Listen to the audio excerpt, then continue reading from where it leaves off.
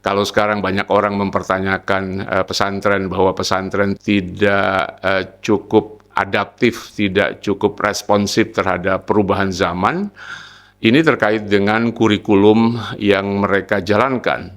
Jadi kalau kita lihat sekarang mengapa pesantren-pesantren di Indonesia umumnya lebih banyak mengajarkan kurikulum Islam, lebih banyak mengajarkan mata pelajaran Islam, itu karena role model yang dicontoh, karena rujukan yang diambil itu adalah kurikulum Madrasah Nizamiyah.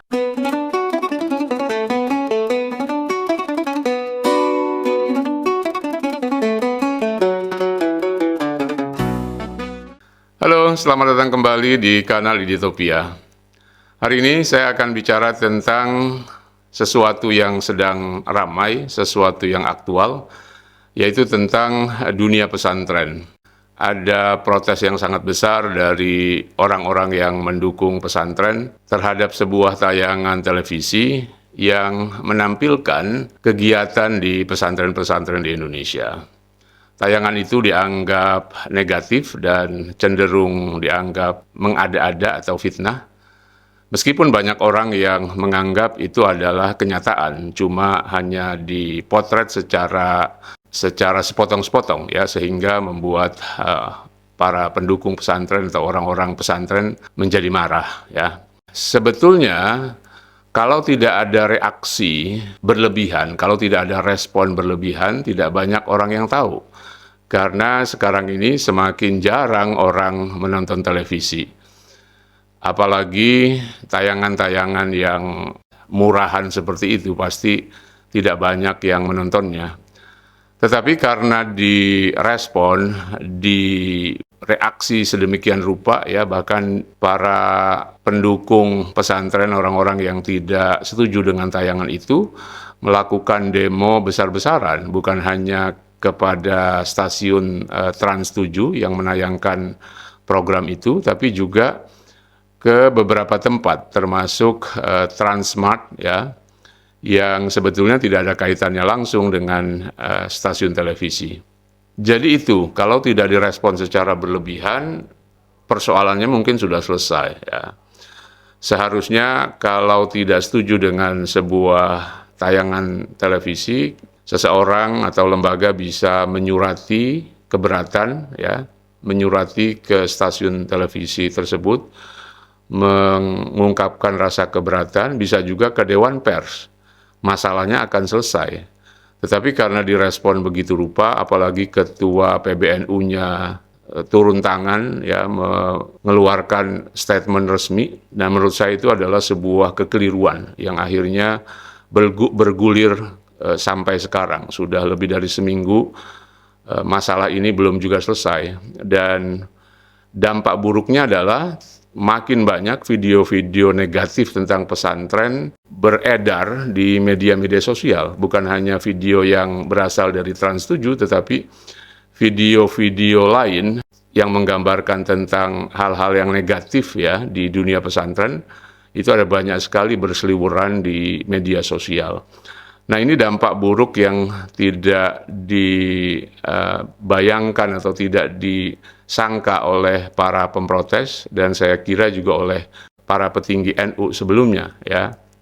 Ada banyak sekali video-video negatif tentang pesantren sekarang ini, dan yang mengkhawatirkan khususnya bagi dunia santri dan dunia pesantren, di media sosial saya perhatikan yang mendukung Trans 7 sangat besar ya.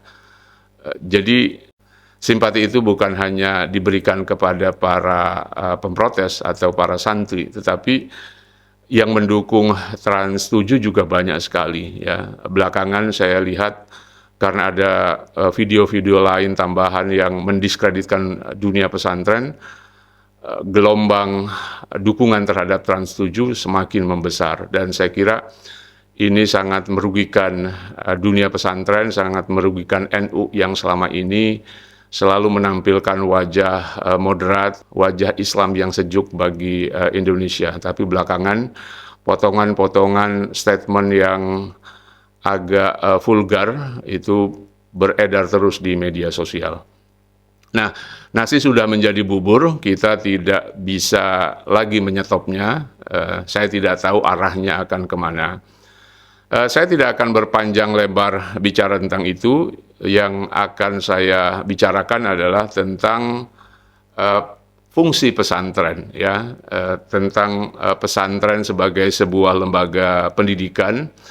Dan ini juga menjadi perdebatan, menjadi diskusi belakangan ini, ya, karena video itu kemudian banyak orang mempertanyakan tentang fungsi pesantren, tentang masa depan pesantren, tentang bagaimana sebetulnya pendidikan di pesantren itu. Nah, saya akan bicara tentang sistem pendidikan di pesantren, tentang kurikulum di dunia Islam, bagaimana pendidikan Islam itu mempraktekkan kurikulumnya. Saya sudah membuat satu video tentang masa depan pesantren. Bagi kalian yang ingin tahu pandangan saya tentang bagaimana seharusnya Indonesia menyikapi pendidikan pesantren atau pendidikan Islam secara umum, kalian bisa tonton video itu. Nah, sekarang ini saya ingin berbicara lebih spesifik pada model kurikulum Islam, ya. Dan mengapa pesantren di Indonesia itu mengambil role model yang salah, mengambil role model kurikulum yang salah menurut saya, ya. Kalau sekarang banyak orang mempertanyakan pesantren, bahwa pesantren tidak cukup adaptif, tidak cukup responsif terhadap perubahan zaman. Ini terkait dengan kurikulum yang mereka jalankan, terkait dengan role model dari kurikulum Islam yang mereka ambil sejak awal, ya. Penjelasan ini agak panjang karena terkait dengan sejarah Islam, tetapi saya mau mencoba meringkaskannya, ya. Secara umum ada 3 model bagi kurikulum Islam di masa silam, ya. Apa yang dijalankan oleh pesantren-pesantren di Indonesia dan sebagian pendidikan Islam di Indonesia atau lembaga pendidikan Islam di Indonesia itu hanya mengambil salah satu model saja, ya. Jadi ada 3 model kurikulum Islam kalau kita melihat sejarah Islam pada masa silam. Yang pertama adalah model Baitul Hikmah, ya. Seperti kita tahu bahwa Baitul Hikmah adalah sebuah lembaga yang didirikan oleh dinasti Abbasiyah pada abad ke-8, abad ke-9 Masehi. Dimulai oleh Harun al-Rashid dan kemudian diteruskan oleh anaknya Al-Ma'mun, ya. Al-Ma'mun dikenal sebagai seorang raja atau seorang khalifah yang visioner. Dialah yang mengembangkan Baitul Hikmah. Nah, Baitul Hikmah ini pada mulanya adalah sebuah perpustakaan pribadi khalifah yang kemudian dijadikan perpustakaan publik dan kemudian dikembangkan menjadi lembaga pendidikan, ya. Ada banyak orang belajar di sana sambil menerjemahkan buku-buku asing yang perintah atau yang didelegasikan oleh penguasa ketika itu, ya. Nah, jadi Baitul Hikmah ini menjadi sebuah lembaga pendidikan pada masa kejayaan Islam. Kalau kita selalu berbicara tentang the golden age of Islam, masa keemasan Islam yang melahirkan begitu banyak ilmuwan, para filosof, para saintis, astronomer, ya, para astronom, para ahli kedokteran, itu semua adalah buah atau produk dari Baitul Hikmah, dari kurikulum yang dibangun oleh Al-Ma'mun. Apa sih ciri utama atau karakter dari kurikulum Baitul Hikmah? Baitul Hikmah memfokuskan atau menekankan pentingnya ilmu-ilmu awal, ya. Dulu ada perbedaan 2 jenis ilmu yang disebut sebagai ulumul awail atau ilmu-ilmu awal, ilmu-ilmu yang sudah ada sebelum Islam, dan ulumuddin, ilmu-ilmu agama atau ilmu-ilmu yang dikembangkan berdasarkan ajaran-ajaran Islam. Nah, ulumul awail ini umumnya berasal dari Yunani, dari India, dari Persia, dari peradaban lama yang sudah ada di kawasan Arabia ketika itu. Di antara ilmu-ilmu yang tergabung dalam ulumul awail atau ilmu-ilmu awal itu adalah astronomi, kedokteran, filsafat, sastra, dan juga ilmu sejarah tentu saja ya. Nah, ini yang menjadi perhatian utama Baitul Hikmah. Jadi orang yang bersekolah atau belajar di Baitul Hikmah, umumnya mereka belajar filsafat, belajar kedokteran, belajar astronomi, matematika, dan seterusnya. Ya. Baru setelah itu mereka belajar ulumuddin, ilmu-ilmu agama, belajar fikih, belajar hadis, belajar tafsir, dan seterusnya. Ya. Nah, jadi kalau kita melihat kenapa peradaban Islam di masa itu pada abad ke-8 sampai abad ke-13 begitu maju, kuncinya adalah kurikulum yang dicanangkan oleh penguasa Islam pada saat itu. Dan kurikulum Baitul Hikmah umumnya lebih menekankan ulumul awail, ilmu-ilmu umum, ketimbang ulumuddin atau ilmu-ilmu agama. Ya. Nah, model yang kedua adalah kurikulum Darul Hikmah. Namanya agak mirip dan artinya juga sama ya. Kalau Baitul Hikmah adalah rumah kebijakan, Darul Hikmah juga berarti sama, yaitu rumah atau tempat tinggal kebijakan.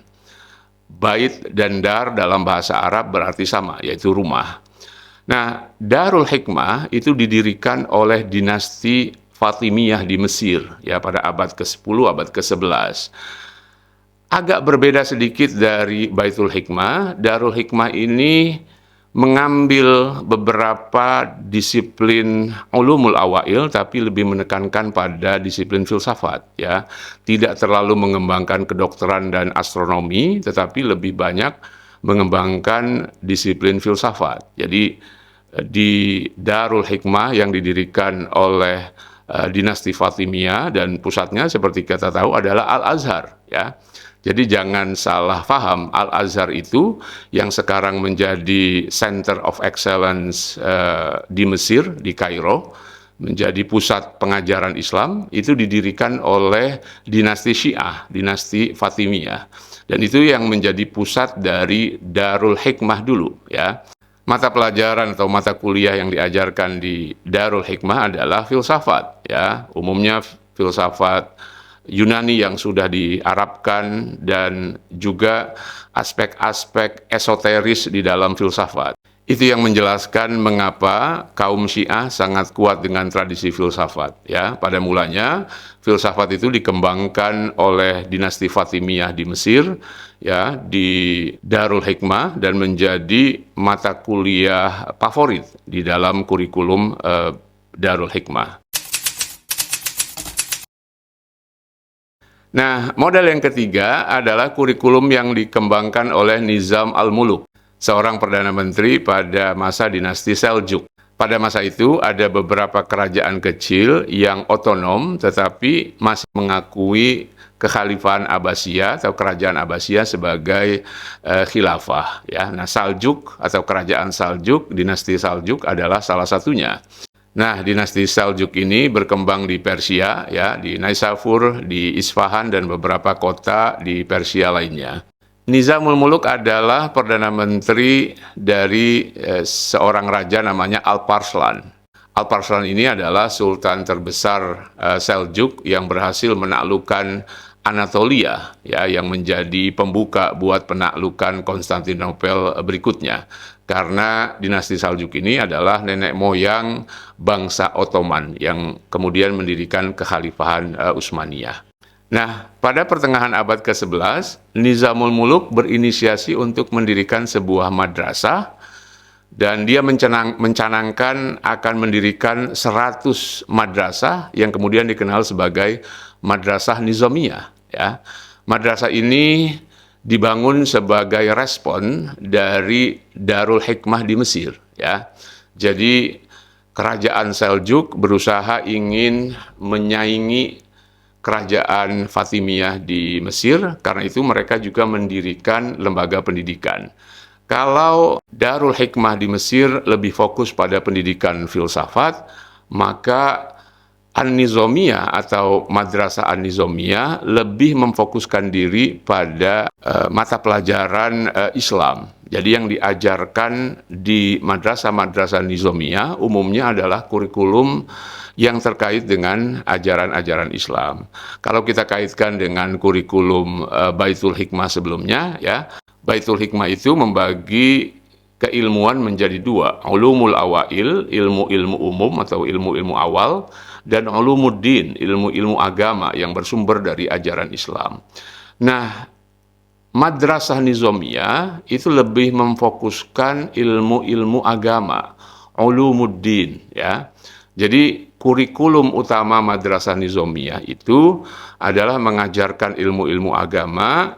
Kalaupun mengajarkan ilmu-ilmu umum itu bukan sesuatu yang diprioritaskan, ya. Ada pengajaran logika atau pengajaran filsafat, tetapi umumnya pengajaran filsafat itu tunduk pada teologi yang dikembangkan oleh Kerajaan Saljuk.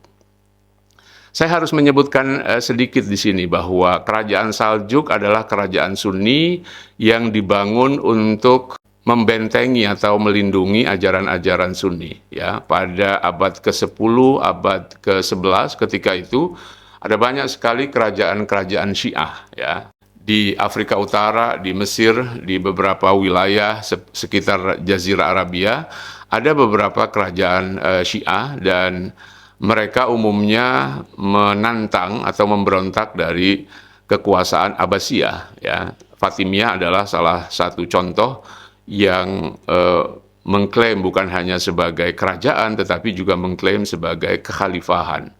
Sebagian sejarawan Syiah menganggap dinasti Fatimiyah adalah kekhalifahan, bukan hanya sekedar kerajaan, ya. Nah, Madrasah Nizamiyah itu dibangun untuk menyaingi Darul Hikmah di Mesir, ya. Kurikulum yang mereka kembangkan umumnya adalah ajaran Islam, ya, mata pelajaran yang terkait dengan pengajaran Islam seperti teologi atau ilmu kalam, kemudian ulumul Quran, ulumul hadis, fikih, ya, dan ilmu-ilmu keislaman lainnya. Inilah yang diajarkan di Madrasah Nizamiyah. Dan salah satu tokoh penting yang kemudian mengajar di Nizamiyah menjadi salah seorang pengajar paling berpengaruh pada masanya adalah Abu Hamid Al-Ghazali, ya, atau yang biasa kita kenal sebagai Al-Ghazali. Al-Ghazali ini direkrut oleh gurunya Imam Al-Haramain, Imam Al-Juwaini, karena dia lebih dulu bekerja di Madrasah Nizamiyah, ya. Dia bekerja di Madrasah Nizamiyah pusat di Persia, sementara Al-Ghazali mengajar di Nizamiyah cabang di Baghdad, ya.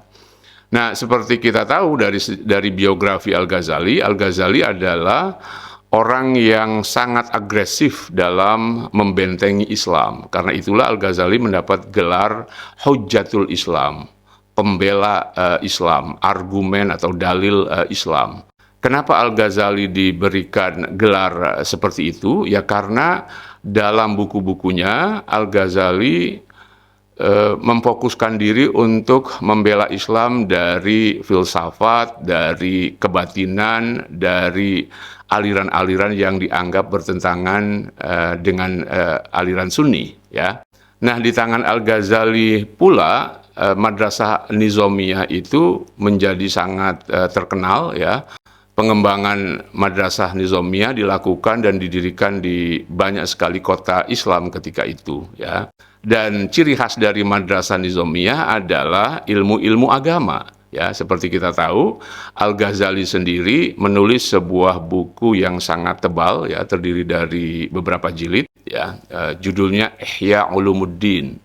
Dari judul ini kita sadar bahwa Al-Ghazali merasa terpojok oleh ilmu-ilmu umum, oleh ulumul awail, ya. Karena itu dia menulis buku dengan judul seperti itu, ya, Ihya Ulumuddin artinya menghidupkan ilmu-ilmu agama.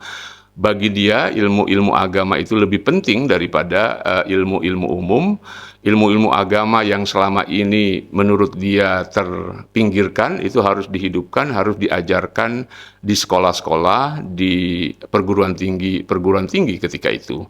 Nah, jadi basis kurikulum An-Nizamiyah itu adalah Ulumuddin, ilmu-ilmu agama. Inilah yang kemudian diadopsi oleh lembaga pendidikan Islam termasuk pesantren-pesantren di Indonesia.